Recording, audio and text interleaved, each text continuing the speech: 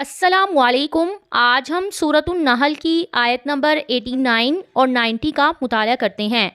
اعوذ باللہ من الشیطان الرجیم، بسم اللہ الرحمن الرحیم۔ وَیَوْمَ، اور جس دن، نَبْعَثُ، ہم اٹھائیں گے، فی کل امت، ہر امت میں، شہیدن، ایک گواہ، علیہم، ان پر، من انفسہم، انہی میں سے، وَجِئْنَا بِکَ، اور ہم لائیں گے آپ کو،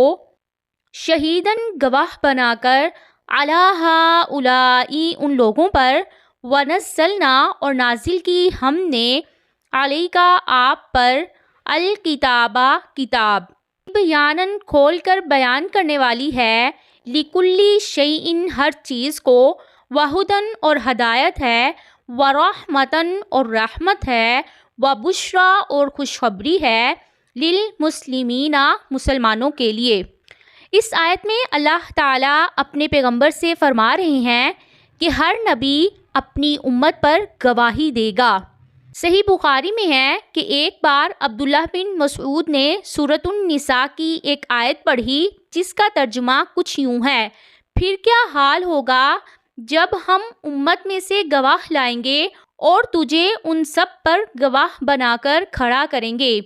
جب یہ آیت پر پہنچے تو آپ صلی اللہ علیہ وآلہ وسلم نے فرمایا، بس کافی ہے۔ عبداللہ بن مسعود نے اس وقت دیکھا کہ آپ صلی اللہ علیہ وآلہ وسلم کی آنکھیں اشک بار تھیں۔ پھر آیت کے آخر میں فرمایا کہ اپنی اس اتاری ہوئی کتاب میں آپ کے سامنے سب کچھ بیان فرما دیا ہے، ہر علم اور ہر شے اس قرآن میں موجود ہے۔ اللہ تعالیٰ فرماتے ہیں کہ یہ کتاب جس نے آپ صلی اللہ علیہ وآلہ وسلم پر نازل کی، اس کی تبلیغ فرض ہے، اور وہ قیامت کے دن آپ صلی اللہ علیہ وآلہ وسلم سے اس کے بارے میں ضرور سوال کرے گا، جیسا کہ فرمایا کہ امتوں اور رسولوں سے سب سے سوال ہوگا۔ ان اللہ، بے شک اللہ تعالیٰ، یأمر، حکم دیتا ہے، بالعدل، عدل کا، والاحسان، اور احسان کا، وایتاء، اور دینے کا، ذی القربی، رشتہ داروں کو،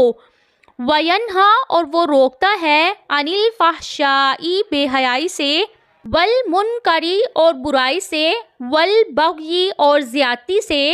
یعظکم، وہ نصیحت کرتا ہے تمہیں، لعلکم، تاکہ تم، تذکرون، تم نصیحت حاصل کرو۔ فرمایا کہ اللہ تعالیٰ نے نبی کریم صلی اللہ علیہ وآلہ وسلم پر قرآن نازل فرمایا جس میں ہر بات کھول کر بیان کر دی گئی ہے، اسی لیے اس کے بعد اس آیت میں فرمایا اس میں اسلام کے مطابق زندگی گزارنے کے لیے ہر ضروری اور بنیادی بات بیان کر دی گئی ہے۔ عدل اور احسان کے مفسرین نے مختلف معنی کیے ہیں، لیکن امام شوکانی کے نزدیک عدل کا سب سے بہتر معنی یہ ہے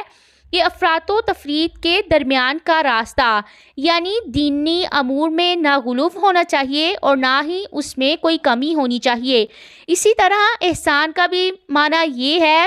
وہ عمل صالح جو واجب نہ ہو، جیسے نفلی صدقہ اور عبادات جو بندوں پر واجب نہیں ہے۔ احسان کے ایک معنی یہ ہے، جیسے حدیث جبریل میں بیان کیا گیا ہے، کہ اللہ تعالیٰ کی عبادت اس طرح کی جائے جیسے بندہ اپنے اللہ کو دیکھ رہا ہے۔ اس آیت میں اللہ تعالیٰ نے قرابت داروں کو ان کی ضروریات کے مطابق دینے کا حکم دیا ہے،